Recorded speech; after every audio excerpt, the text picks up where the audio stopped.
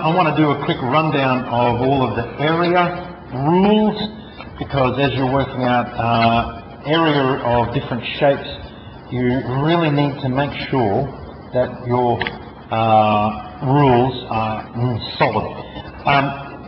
These might be pointless to you, but you need to make sure that you understand how to do each one. I'm actually going to go over 9 different shapes to make sure that you can find the area of each of these shapes. So here we go. Number 1. We'll start off nice and easy. We start off, and of course you would use a ruler, but I'm trying to hurry, so I'm not going to do that.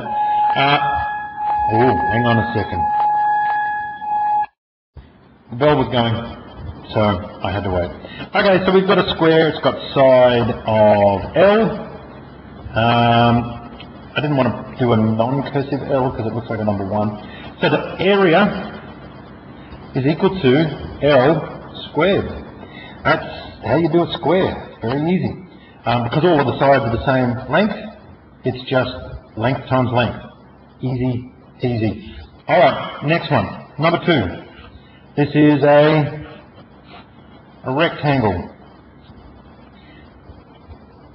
Now, rectangle will have a width, and it will have a length. Area is equal to length multiplied by width. Your answer in every one of these, by the way, is whatever your unit is, whether it be meters or centimeters or millimeters, whatever it is, it'll be squared.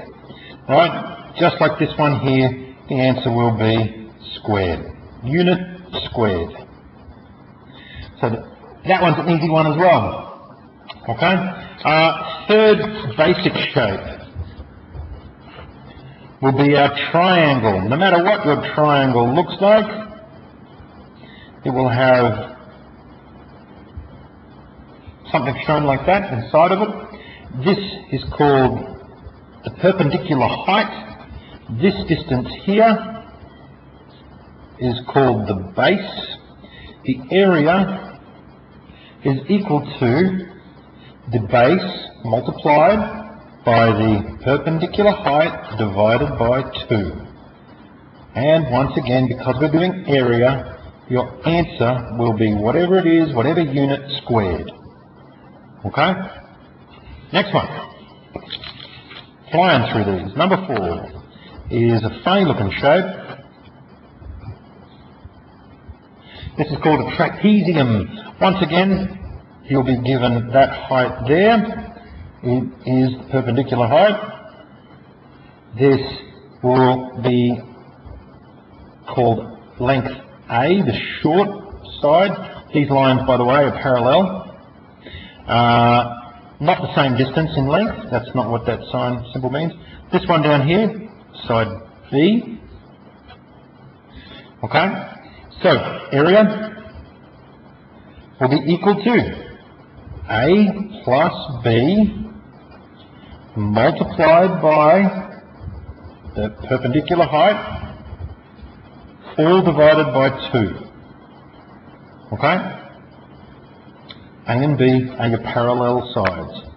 The perpendicular height is the height, that distance there. Doesn't matter about this length, doesn't matter about that length, we don't care about them. And once again, answer is in whatever unit squared it happens to be in. Okay, number 5. Flying through is a circle. This is the only shape that you can draw freehand. That would be the radius. The area is equal to pi r squared. You can use 3.14 as your value for pi.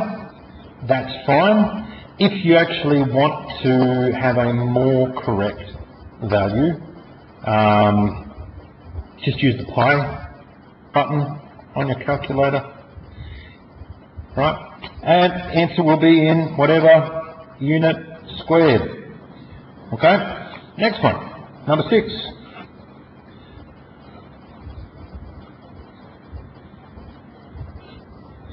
this one is parallel to this one, and this one is parallel to this one. This thing is called a parallelogram. You'll be given the base length, that's a B. You'll also be given, once again, this perpendicular height, and the area is equal to the perpendicular height multiplied by the base. Answer will be in units squared. Units, of course, centimetres, millimetres, whatever, megameters. It could be anything. Any unit that you're working in, that is what you do it. Okay, next page. The next one. This funny wedge shape is actually called a sector. It's a sector of a particular triangle. Okay? So, you'll be given, or sometimes, mostly, you'll be given an angle down here, and you'll be given this distance from there to there is actually the radius of the circle that this sector comes from. So the area of a sector is equal to, same as for a circle, pi r squared, but it's not a complete circle. It will be multiplied by whatever that angle is over 360, because you've only got this much of a circle, not a complete circle. So if that was 50, you would write 50 up there and you would figure that out. Again, answer is in units squared. That's a sector. That was number 7. Number 8, we're nearly done. Number 8, this is a funny shape where we have parallel lines, but they're all the same distance. Okay, they're all the same. So we will be given a line through that way. That line through there is our y. And then we'll also be given this line through here, which is shorter, and that line is x. Okay. Now the area of a rhombus will be equal to a half xy. Right, where x and y are the two different diagonal lengths. Okay? Or if you want to write it a different way, it would just be x, y over 2. Answer in units squared. And the last one, number 9, bring it on home. This one is like a squashed circle. This is an ellipse. You'll be given two distances. You'll be given distance there and there. This distance is for the semi-major axis. This one is for the semi-minor axis. Right? Major is the long one, semi-minor is the short one.